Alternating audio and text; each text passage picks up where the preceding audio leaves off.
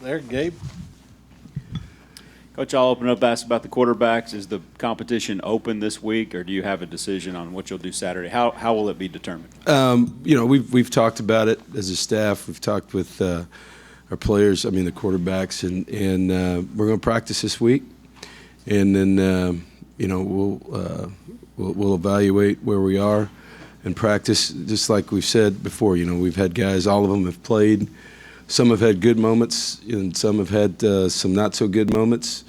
We're looking for consistency out of the position, and that's what this week of practice will be about. And then we'll name a starter as we get closer to game time. To the left, Cease. Kevin, are Noel and Reynolds back on good graces? They're back. Yep, back practicing. Yes, they are. Will they play Saturday? Yes. And the transgressions that were committed, when did that happen? That was last of the week before the game. Sometime during the previous game week. To the back, Daryl. If you're asking, did we wait for that situation? No, it happened that game week. Okay, yeah. Sure, no, it happened then.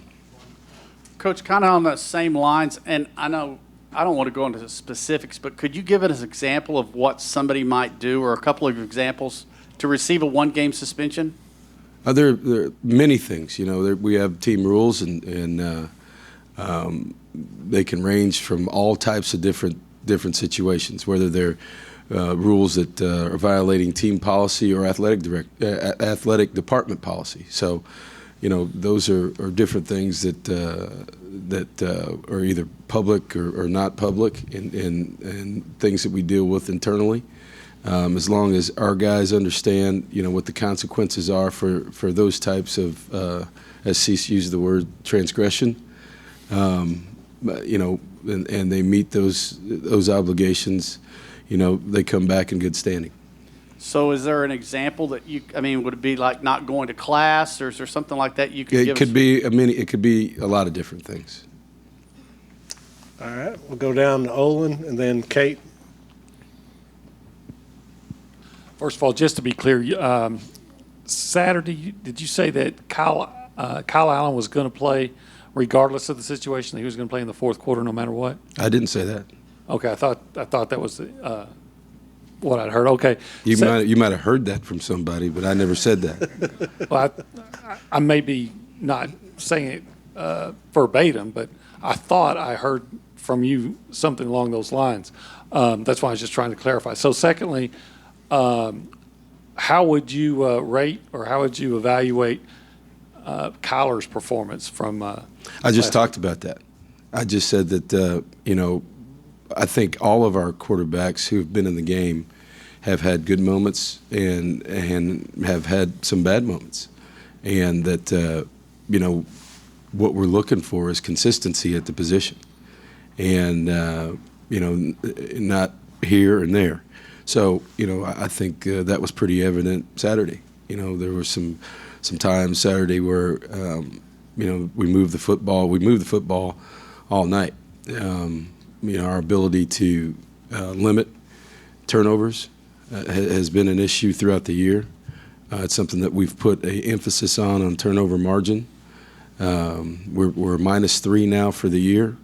We've gotten more turnovers on defense, and there's no secret. The games that we've won, with the exception of Saturday, the games that we've won, we've been in the plus category in turnover ratio. The games that we've lost, we've been on the bottom end of that. And so, that has a lot to do with the people who touch the ball. And that's been an emphasis, whether it's been offense, defense, or special teams. Turnover ratio has been probably the biggest stat for us this year. It's probably the biggest stat in college football right now, if you look at win-loss ratio. So to answer your question, just like I said before, all those guys have had their moments, and they've had some want to get that back moments, and we're looking for consistency out of the position, and that's what this week is about too. Down front, Kate. After the game, I know you said Kyle was back to being himself. Do you have a better clarity or understanding of what happened from the Mississippi State game to last week when he wasn't himself?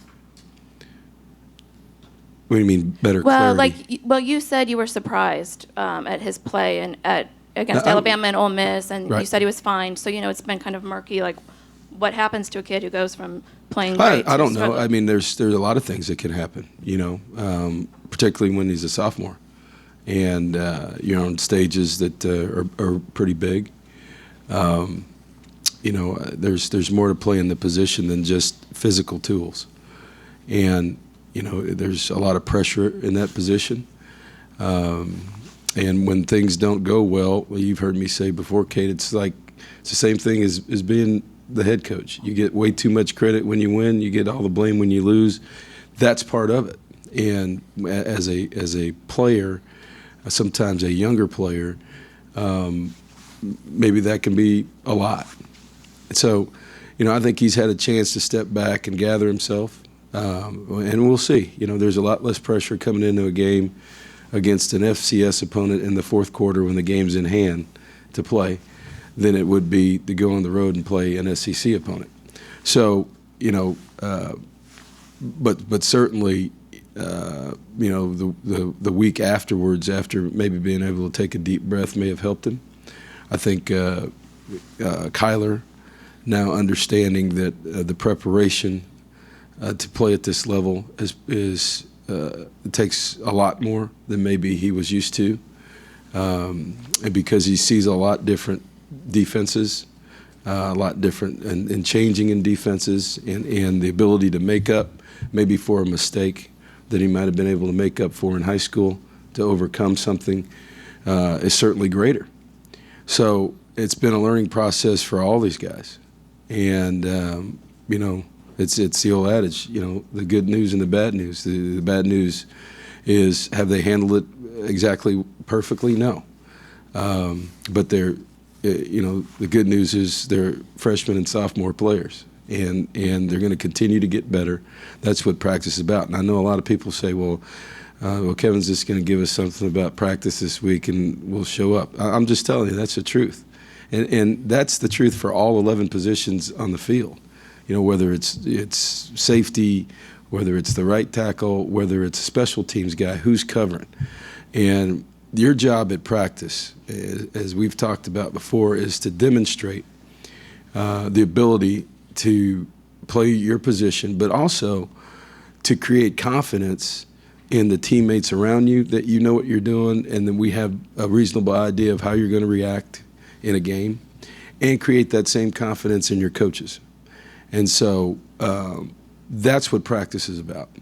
And because of that, that is the best way for us to evaluate and get guys ready to play. And you have to get them ready to play too. And so, yeah, that's where we are at that position, and we'll see where we are Saturday. Go down front, Brent, and then to the left, Chip.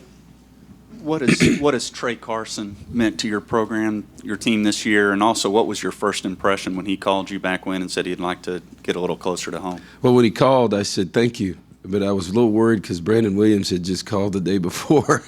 So I'd been here, I don't know, maybe it's really kind of an interesting story. We were recruiting a young man at the time who was at Blinn as a running back, was the top running back in the country in college football, was right down the road. And he actually ended up going to Arizona State. But in the meantime, we had Trey Williams was committed, and I got a call within 48 hours of Brandon Williams calling and Trey Carson.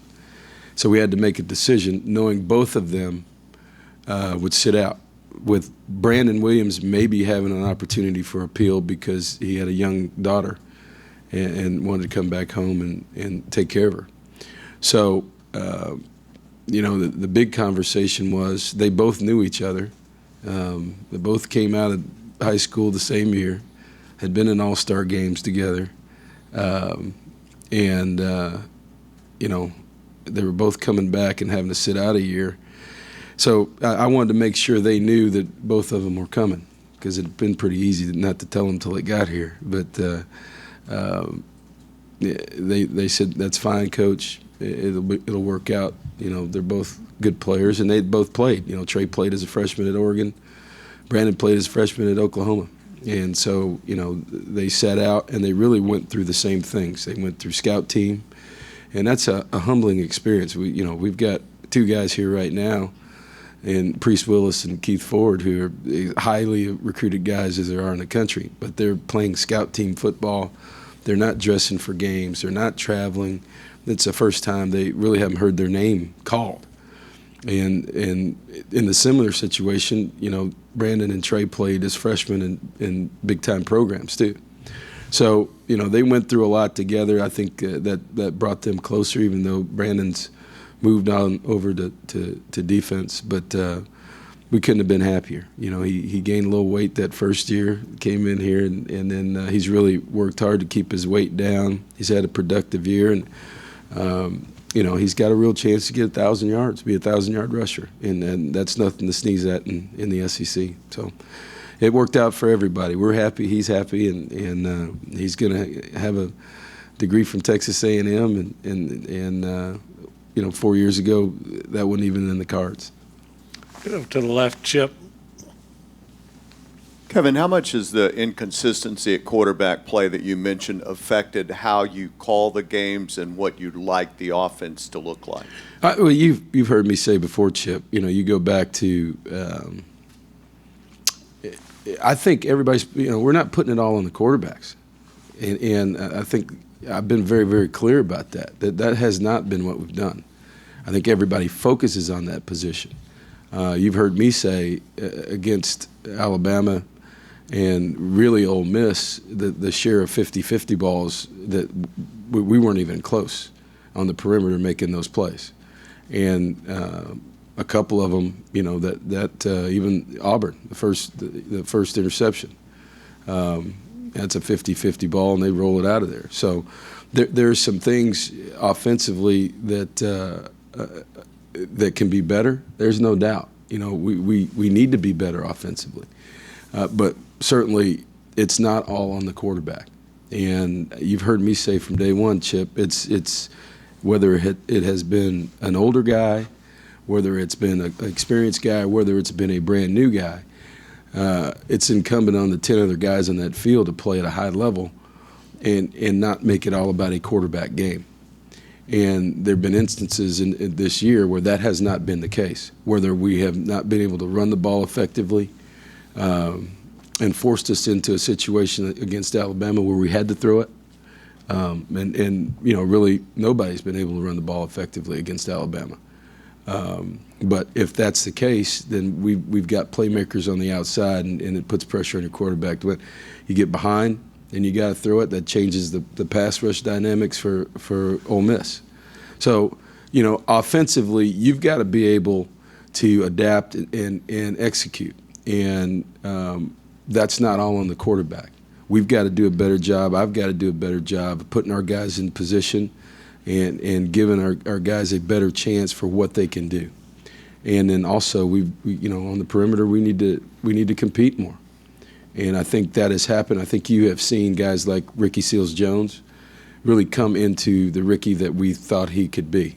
I think he's having for him, and it's his best year here, but I think he's had a really, really good year from a catching the football, being a physical presence on the outside, using his size in traffic and blocking. And Christian Kirk, as those guys, we've missed Speedy, with injury for half the year, and certainly Josh Reynolds. Last week we didn't have either one of them, but we've got to be able to make the competitive plays when we make them, because in this league, at a certain point, you're going to get 8 or 9 in the box, and they're going to dare you to throw it, because you run it in there, you get the third down, and that's really what this week's about too. You're about to play a Vanderbilt team who is in the top 5 in the most critical defensive categories in this league. They're number 1 in third down stops.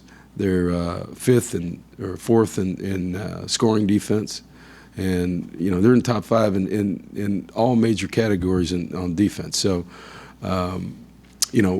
it'll be a challenge again for us offensively, but that's what this week is for, and we'll get the right 11 on the field and go up and try to get number 8. Go to the back, Daryl, and then Gabe, you'll wrap us up. Coach, can you talk about Vanderbilt's running back, Ralph Wilson? He's also one of those guys, kind of like Trey, that is getting close to 1,000 yards for the season. Can you talk about maybe the problems that he might present your defense? Yeah, he's a guy. He's got a couple back-to-back 100-yard games, right? And so he's you combine that with a defense that has really done a good job of stopping people, limiting possessions. They pride themselves in 3 and outs. I think last week they had 6 3 and outs out of the 15 possessions that the other team had. So we're going to have to be efficient with what we do, and you combine that with really a West Coast style of offense and a running back that's creeping up on 1,000 yards where they're going to try to hold the ball. And that's been their formula, and they're vastly improved on defense. And like I said, you look at they're number 1 in red zone defense too in the SEC. So they're making it hard for people to score. They're holding people to field goals, and then they're hanging on to the ball and rushing it pretty well. Have not had a lot of explosive plays, but have really kind of tried to control the clock in the game and play good defense, and that's been their formula. And like I said, Derek's done a great job. He wasn't joking when he said he interviewed a bunch of guys for the D coordinator spot, and the best guy that he interviewed was himself. And I think the numbers speak for themselves. So if he's taking that to, their total defense is 5th in the league, scoring 4th in the league, rushing defense 5th in the league, red zone 1st, third down conversion 1st, and they're 4th in the league in giving up first downs. So that's pretty solid by him and by their staff. And we've got a challenge ahead of us going on the road up there, and it'll be senior night up there, so it'll be an emotional night for them. But certainly, it'll be emotional for us too, because we want to get number 8 as badly as anybody. Gabe, you wrap us up. Just one more on Allen, Coach. If you could speak to this kid's toughness. I mean, we've seen many examples over the last 2 years of him just being ready, and that was just one more on Saturday. I mean, he could have folded tent at the middle of last year, but he was ready. He could have folded it up in game 1. He came back into the 4th, and then, of course, we saw it on Saturday too. Came in there and slung it around. Yeah, he's it's what he has done, and there's a lot of things that people don't see about any of these quarterbacks. I think everybody sees them on Saturday, and even when the television's on them on the sideline or anything like that. But what you don't see is the human element that goes on through the week, and the conversations that they have, or the things they have to listen to that are true, maybe untrue, speculation, things, just crazy stuff, and that's the part of it that the guys have to handle, and it's particularly harder when they're younger, and you got a lot of different things coming at them from social media. You got a lot of different things coming at them from television, a lot of things coming at them from all over the place. And, the bad news, like I tell them, I say, hey, guess what? You signed up for all this. And, we're going to do our best to help you.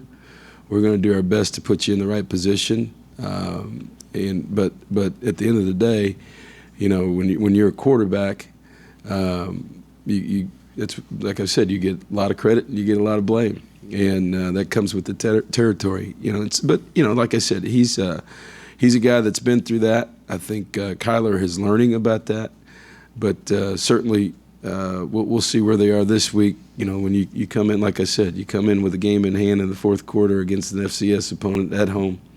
There's really not a whole lot of pressure there. But going 6 for 6 and really strolling up and down the field the way he did it.